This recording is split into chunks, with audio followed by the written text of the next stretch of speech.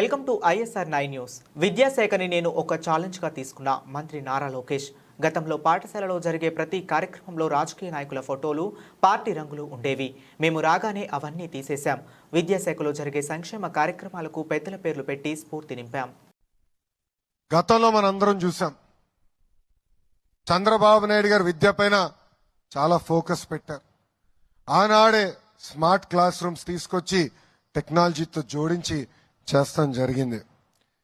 విద్యా వ్యవస్థని గత 5 సంవత్సరాలు దారి తప్పిన విద్యా వ్యవస్థని గాడిలో పెట్టాలన్న బాధ్యత నాకు గౌరవ ముఖ్యమంత్రి గారు ఇచ్చారు.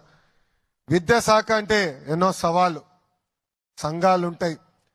ఒక నిర్ణయం తీసుకోవాలంటే పిల్లల భవిష్యత్తు దానిపైన ఆధారపడి ఉంటుంది. నేను విద్యాశాఖ మంత్రి అవుతున్నానంటే 99% మంది నాకు మెసేజ్ పెట్టి ఆ శాఖను ఎందుకు తీసుకుంటున్నావు అని అడిగారు.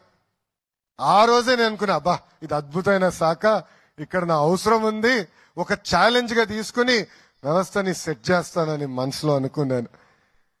గతంలో చూసాం, ప్రతి కార్యక్రమంలో పార్టీ రంగులు ఉండేది, ప్రజాప్రతినిధులు, రాజకీయ నాయకులు ఫోటోలు ఉండేది. గౌరవ ముఖ్యమంత్రి గారు చెప్పి అన్నిట్లో ఫోటోలు తీసేశాం. ఈ రోజు మీరు చూస్తే మీకు ఇచ్చే రిపోర్ట్ కార్డులో ఎవ్వరి ఫోటోలు లేవు.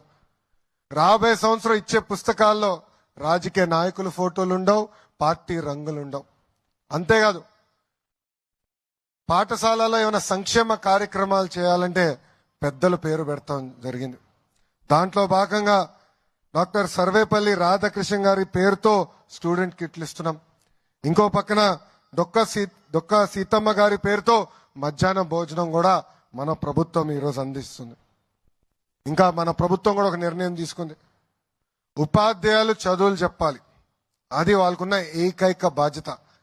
అంతేగాని మరుగుదొడ్లు ఫోటోలు తీస్తాం, భోజనాల దగ్గర ఫోటో తీస్తాం, ఇవన్నీ ఆపేసేమని నేను ఇప్పటికీ అధికారులు కూడా ఆదేశాలు జారీ చేస్తాం జరిగింది. అంతేకాదు, మన ప్రభుత్వం ఏర్పడిన వెంటనే 16,300 ఉపాధ్యాయుల పోస్టులు భర్తీ చేసేదానికి మెగా డిఎస్సి కూడా ప్రకటించాం. వచ్చే 6 నెలల్లో ఆ ప్రక్రియ కూడా పూర్తి చేస్తాము. ఉపాధ్యాయుల పిల్లలకు అందించే బాధ్యత కూడా మన ప్రభుత్వం తీసుకుంటుందని ఈ సభాముఖంగా హామీ ఇస్తున్నాం.